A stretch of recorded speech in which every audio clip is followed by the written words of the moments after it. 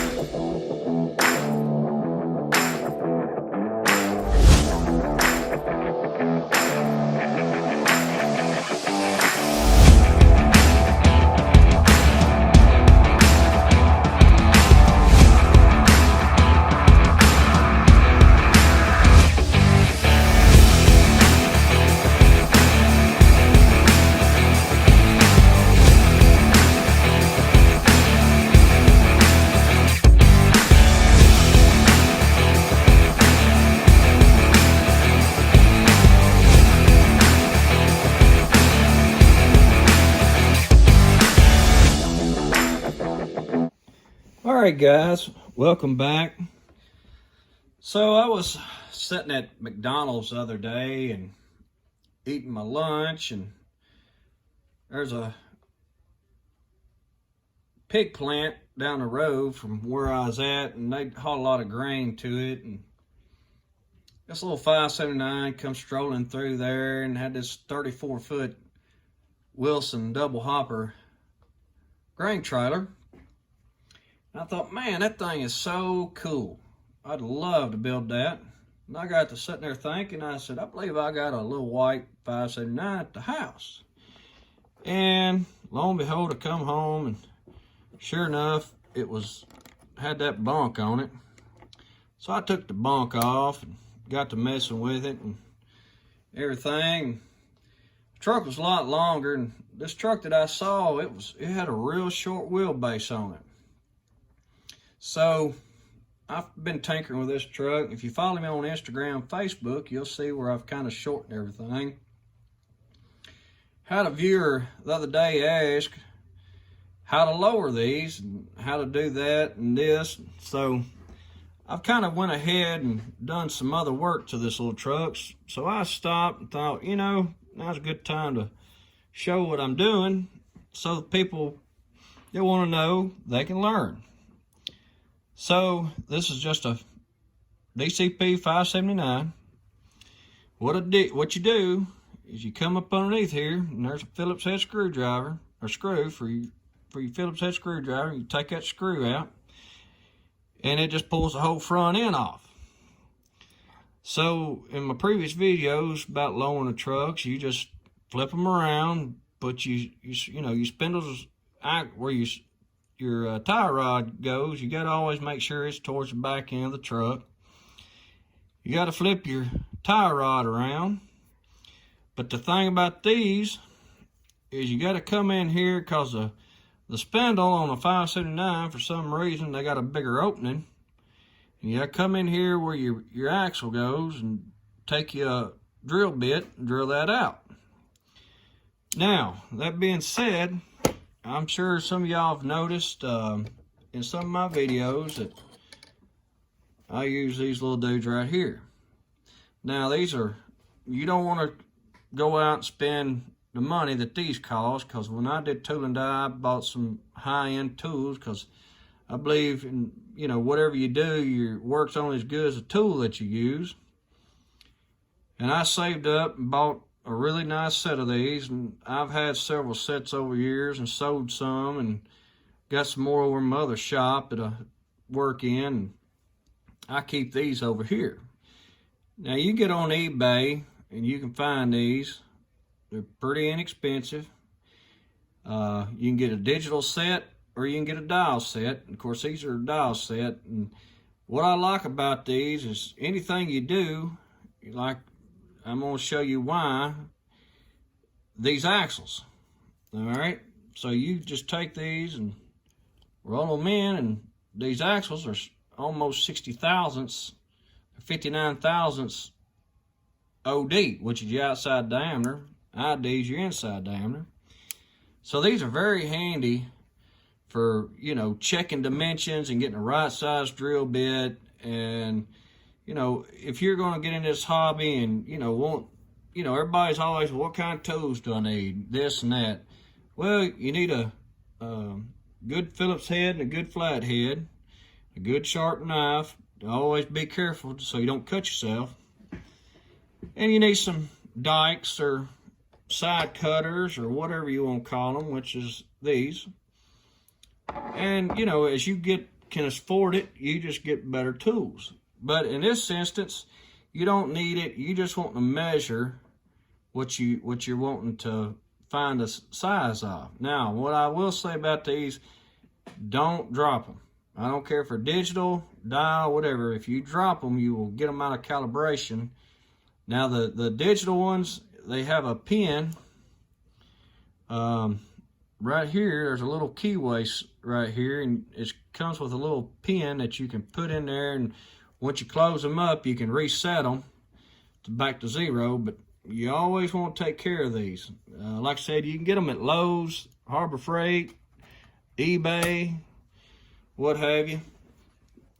Now, what I showed you is these axles here are 60 thousandths. Now, once you get your front end back together on the truck, like I said, you'll have to drill out your top hanger for your front spindle.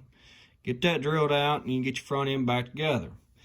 Now, on this truck, let me flip this up just a little bit. On this truck, when I put it back together, the front end set down. Now, you're going to see where I've notched these openings, and you're going to say, oh, Lord, what are you going to do to keep your axles in there? Because you've took all the suspension out and everything. Well, I'm going to show you. So once you do it, you can see I've really, see if this darn camera focus, I've really cut up way past on the frame, on the front and the back, where their factory settings are. Now, 2 reasons why I did that. One reason is to get the truck lower. Second reason is you've got to be able to put something in there to hold this axle back in. So you can use styrene or brass or any kind of rod, you know, and I've had this brass rod here. But the bad thing was the ID, which is the inside diameter, was too small for my axle tube to go through. So, measured my axle, 60 thousandths, found me a drill bit that was just a shade bigger, and took my drill, drilled these tubes out. And I cut these to length. These will fit about the size of your frame. Now, you get your tube cut out, or drilled out. You take your Dremel with your cutoff wheel, and you go in here and you've hogged this out and got all this cleaned out underneath there. You can take your axle tube, slide that joker right through there. I'm trying to watch the camera. Now I've got to get a little pick here, get it straightened up. Well, slid it too far. Hold on 1 minute, I gotta go cut this bullet heater off, or y'all won't be able to hear me.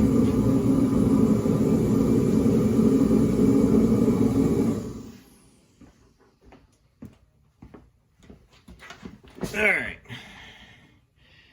Get this axle tube in here. If anybody ever wondered, my toy room is outside in a block building. It's a 25 by 25 shop. It was original, I think I've explained this, it was original building on the farm, and I decided to turn it into a toy room because it had concrete floor and pretty nice little building. And I thought, man, let's make a heck of a toy room. So that's where all my stuff is outside. But I gotta be able to heat it because it's kind of cool out today. But anyhow, got your axle tube in. And the reason I hogged that is, you'll see here in a minute. Take your wheel, your axle, shove that dude right through there. And then you can put your tire, other wheel and tire back on. Now, you set it down on the ground. The reason you want to make your opening just as tight as you can. And let me drop this down. I'm still trying to get used to this new tripod. You want to get that thing as low as you can. And you want to get bird's eye view with it so you can see if, you know, your truck is sitting level. And you want that brass tube tight in there so you can adjust. You can take and wiggle this rear end and work it down or work it up or whatever you got to do. You get it where you want it. Then you can come up underneath here where the old points was from where your plastic pins was for your rear end and all your chunk and all that set in here. Well, when you take your die grinder or your Dremel and you cut this across here, you're putting a belly in it for that tube to set in. So once you get this in here, you can come in here with your glue and glue your axle tube right here and on the front side and around here on this side and get all that glued in good, and then you get your truck sitting level. Now I haven't done the back because I stopped and I thought, well, I better need to make a video of this because somebody asked the other day how to lower 579. So let me readjust this tripod, kind of get it where I can handle it. Sorry for the shakiness. And as you can see, the truck still looks like it's sitting down a little bit in the back, but that's no big deal. We can take that brass and we can adjust it up and down where we want. And we can get the truck sitting just as level as we want it. Now, I still got to make some tanks for this little truck. I'll probably build some aluminum tanks, go on it, and I got to build some fenders, and I don't know what kind of fenders I'm going to put on it, but anywho, there's what it looks like with a 34-foot grain trailer with double hoppers. I did pull the springs out of the trailer in the rear, but that's kind of the look I'm going for. Now, I don't know, on the front of it here, still got the factory visor, but the bad thing is on these trucks, it's got the pins here and here, so when you pull it off, you're gonna have some holes right there. It's been a minute since I pulled one off, so I can't really remember, but I believe it's gonna have some holes there, and man, I hate to have them holes on top of that cab, and then I have to start doing body work, repainting it, and all that, and just trying to do a simple little build on this truck. But I may try to fool with something, try to make it look better. And I like the DCP bumper because it's pretty nice little bumper. You know, if you decide to change the bumper, you got two choices. You can either wrap it with a piece of real thin stainless, or you can build you a new bumper. But I like this one because it's got the fog lights in the bumper and it's got all the detail for it. So I'll probably just leave that bumper on, make my fuel tanks for it, and put a deck plate on it and new air lines, and that will probably be all I'll do this truck. I got to figure out some fenders, like I said, and maybe I didn't, but I got to figure out some fenders for it. I had built some out of brass and really just wasn't feeling them. Let's see if I can get these on there without them being a pain. They ain't gonna go, but I was kind of doing a wrap fender that was just kind of a half, but a half of a half, or whatever you want to call it. So it was just barely over that front tire on that drive, but I'm not really happy with it. So that's why they're not on there. But anywho, I still got to do some work to the trailer. I still got to glue the front on, do some touch up. Got to do the back. May build some fenders for it, I don't know. Then I'm gonna do some skirts on the bottom of your hoppers here, paint them black. I've got to go back and do some touch-up work underneath where I've cut it all up and everything. But that's kind of the outfit that I saw. You know, it was just a little old short truck and short trailer, and man, it sounded good, so I thought it'd be cool to replicate it. As you can see, I still got a workbench full of stuff, and over here behind us, we got all kinds of projects, project after project after project. Now, a customer did ask the other day about flat topping a Freightliner Classic, which I've got one here that I started, and I will get to it. But as you can tell, I've got many projects sitting here, just lined up with stuff. So got that, got drawers over here full of stuff, and trucks here. So I've got enough to keep me busy for a while. But anywho, I'm gonna get off here and finish the back of this truck, and I will catch you on the next one. Be sure to like and subscribe and share the video, kind of help the channel grow, and hope to get some more content and that y'all will enjoy. It's kind of gotta come up with new stuff, because you can only do so much of these little trucks. So if y'all got any suggestions or want something y'all want to see, and just put it down below. And you know, I also do farm equipment, so if there's a piece of farm machinery, choose something y'all want to see done or whatever, just anything 64 scale, pickup trucks, semis, farm equipment. I kind of want to do some rat rods and stuff like that, and so just leave down below for something y'all want to see or something y'all need help with, and I will try to get to it just as soon as I can. And I do read all the comments, and I appreciate all the comments y'all do leave. So that's going to do it for this video, and I will catch y'all on the next one.